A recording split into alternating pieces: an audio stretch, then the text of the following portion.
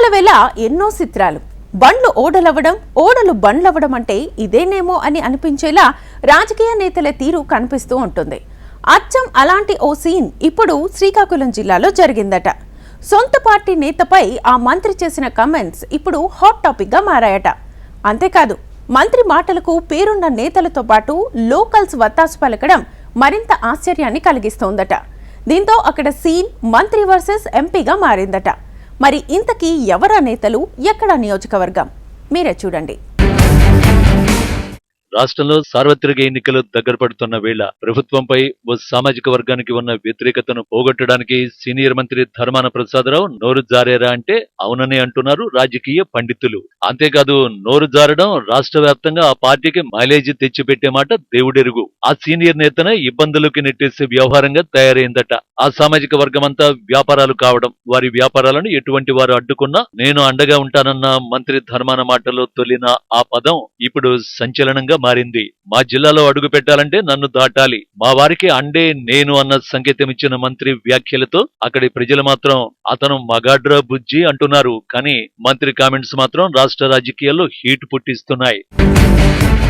ఎవడో సుబ్బారెడ్డి అంట కడప నుంచి వచ్చి భూములు దొబ్బేస్తామంటున్నాడంటూ మంత్రి ధర్మాన ప్రసాదరావు చేసిన వ్యాఖ్యలు వైసీపీ సీనియర్ నేత ఎంపీ వైవి సుబ్బారెడ్డిని ఉద్దేశించి అన్న మాటలంటూ టాక్ మొదలైంది. ధర్మాన చేసిన ఈ వ్యాఖ్యలు ఇప్పుడు ఏపీ రాజకీయాల్లో చర్చకు దారితీశాయి. ఎన్నికలు సమీపిస్తున్న సమయంలో సొంత పార్టీ నేతలపైనే మంత్రి ఇలాంటి కామెంట్స్ చేయడం వైఎస్ఆర్సీపీ నేతల్లోనూ కలవరం రేపుతోంది. కడప నుంచి ఎవడో వచ్చి చెప్పాడు, నేను సుబ్బారెడ్డిను ఈ భూమి దొబ్బేస్తాము మాకు వచ్చేస్తాడు, నీకు ఎవరిని ఇక్కడ రమ్మన్నాడు, శ్రీకాకుళం నీ అబ్బగారు సొమ్ము అనుకున్నావు అని చెప్పాను. మన ఫ్యామిలీ సార్ ఎవరో వాళ్ళు ఎవరో కూడా నాకు తెలియదు, పార్టీయా ఏంటి నేను చూడను. అంటే ఏమనుకుంటున్నాడు, అక్కడి నుంచి వచ్చేస్తే మనం ఇక్కడ చేయొచ్చు, మన అజమాయిష్ చెలాయించవచ్చు అనుకుంటు. అది నేను అవమానంగా భావిస్తాను. ధర్మాన మాటలతో అధినేత దగ్గరి బంధువు వైవి సుబ్బారెడ్డికి ఆయన స్ట్రాంగ్ వార్నింగ్ ఇచ్చారనే వాదన జిల్లాలో వినిపిస్తోంది. అందులోనూ ఓ పదం అసభ్యంగా ఉండడం, మరో పదం మరింత రెచ్చిపోయి చేసినట్టుగా ఉన్నప్పటికీ జిల్లాలో మాత్రం ధర్మాన మగాడ్రా బుజ్జి అంటున్నారట. స్వయంగా టీడీపీ అధినేత చంద్రబాబు మంత్రి వ్యాఖ్యలపై స్పందించడం, రెవెన్యూ మంత్రిగా ధర్మాన పోలీసులకు కంప్లైంట్ ఇస్తే బాగుండేదని, అలా చేస్తే తానే ధర్మానను అభినందించేవాడినని చంద్రబాబు అనడం ధర్మాన ధైర్యాన్ని మెచ్చుకున్నట్టే అని రాజకీయ విశ్లేషకులు అభిప్రాయపడుతున్నారు. మీ అధర్మాన ఇక్కడే ఉన్నాడు ఒక మంత్రి, రెవెన్యూ మంత్రి అంట. ఆయన ఫ్రస్ట్రేషన్ లో మాట్లాడాడు. ఏమన్నాడంటే, ఎవడో సుబ్బారెడ్డి అంట కడప నుంచి వచ్చాడంట, ఇక్కడ భూములు కొట్టేస్తాడంట, వాడు వస్తే భూములు కొట్టేస్తే నేను చూడాలనా అని చెప్పి బాధపడుతున్నాడు, ఈయన కొట్టలేకపోయాడని. అంటే ఒక రెవెన్యూ మంత్రి ఎక్కడో కడప నుంచి వచ్చాడు, భూములు కొట్టేస్తున్నాడు. నువ్వు నిస్సహాయంగా మాట్లాడావంటే, నీకు చేతనైతే ఆ సుబ్బారెడ్డిని బట్టి పోలీసులకు అప్పచెప్పి శ్రీకాకుళం జైల్లో పెట్టుంటే నేను శభాషని అభినందించేవాడు. విశాఖ రాజధానిగా సీఎం జగన్ ప్రకటించిన నాటి నుంచి మొదలైన రచ్చ సద్దుమణగకు ముందే ఇప్పుడు మంత్రి ధర్మాన వ్యాఖ్యలు తోడై అగ్నికి ఆజ్యం పోసిన చందాన సిక్కోలు రాజకీయం తయారైందట. భూముల్ని చూడగానే వాటి మీద వాలిపోయే మనుషులకు ధర్మాన ఈ విధంగా వార్నింగ్ ఇవ్వడంపై జిల్లావాసులు ఆయనకు జేజేలు పలుకుతున్నారట. ధర్మాన తమ లీడర్, నాయకుడు, అవసరమైతే హీరో అంటున్నారట. అయితే ధర్మాన కామెంట్స్ కు కారణాలు కూడా చాలా ఉన్నాయంటున్నారు కొందరు. గతంలో ఉత్తరాంధ్రలో ఇటు ధర్మాన ప్రసాదరావు, అటు బొత్స సత్యనారాయణలు ఒకరి జిల్లాలో ఒకరు వేలు పెట్టకుండా ఎవరి పని వారు కాంగ్రెస్ లో ఉండేటప్పుడు చేసుకునేవారు. కానీ శ్రీకాకుళం జిల్లాలో బొత్స సత్యనారాయణని ఇన్ఛార్జిగా నియమించినప్పటి నుంచి అక్కడి ఎమ్మెల్యేలను, జిల్లాలో క్యాడర్ ను ధర్మాన నుంచి దూరం చేసేలా అటు విజయసాయిరెడ్డి తర్వాత వైవి సుబ్బారెడ్డి తాడేపల్లి నుంచి స్కెచ్ వేశారని టాక్.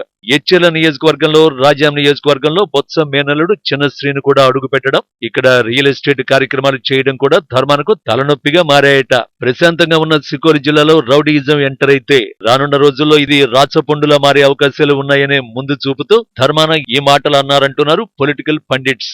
దీంతో అవసరమైతే ఎదురు తిరగడానికి కూడా జిల్లావాసులు సిద్ధంగా ఉన్నారనే సంకేతం ఇచ్చినట్టు అవుతుందనే టాక్ వినిపిస్తోంది.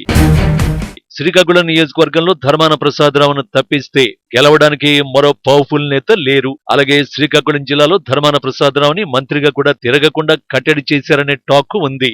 ఇసుక, మట్టి వ్యాపారాలు కూడా విశ్వసముద్రం అనే కన్సల్టెన్సీ ఖాతాలోకే వెళ్లిపోతున్నాయట. ఇసుక, మట్టి, రాళ్లు తన పొలంలో మట్టిని రైతు తీసుకుని వెళ్లాలన్న విశ్వసముద్రంకు కప్పం కట్టాలి. ఏ మంత్రిని, ఎమ్మెల్యేను, ఏ అధికారిని వీరు ఖాతరు చేయరట. ఇది ఒకటైతే, విశాఖ నుంచి శ్రీకాకుళం వరకు ఉన్న భూముల కబ్జాకు ఉత్తరాంధ్ర వైసీపీ నాయకులు ప్రయత్నించడం, విశాఖ రాజధాని ఇదే ప్రభుత్వం వస్తే ఇప్పుడే భూములు రైతులను బెదిరించో లేక ఎంతో కొంత ముట్ట చెప్పడం లేదా సినిమాలలో బెదిరించడం వంటివి చేయడానికి కూడా వెనుకాడరనే సంకేతాలు కూడా జిల్లాలో హాట్ టాపిక్ గా గత 6 నెలలుగా నడుస్తోందట. దీంతో వ్యాపారులు, రియల్ ఎస్టేట్ వారు తమ మొరను వినిపించారనే టాక్ ఉండగా ధర్మాన ఇలా వార్నింగ్ ఇచ్చారనే చర్చ సాగుతోంది. ముఖ్యంగా వైసీపీలో రెడ్ల పాలనే తప్ప మంత్రిగా చేసిందేంటని ఆ మధ్య ధర్మాన అనుయాయుల దగ్గర వాపోయారట. అన్నింటికన్నా మరొక అసలు సంగతి ఏమిటంటే, ధర్మాన తన కుమారుడికి వైసీపీ టికెట్ ఆశించగా వైవి సుబ్బారెడ్డి అడ్డుపడ్డారనే వార్తలు గతంలో చాలానే వచ్చాయి. ఓసారి విజయసాయిరెడ్డి, ఇప్పుడు వైవి సుబ్బారెడ్డి అడ్డుపడ్డారనే టాక్ వినిపిస్తోంది.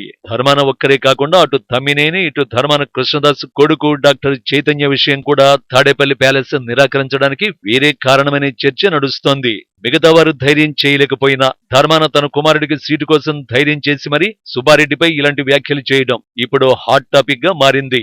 ఇలా సిక్కోలు జిల్లాలో నెలకొన్న మంత్రి వర్సెస్ ఎంపీ వివాదం చివరికి ఎక్కడకు దారితీస్తుందో అని అందరూ ఆసక్తిగా ఎదురు చూస్తున్నారు.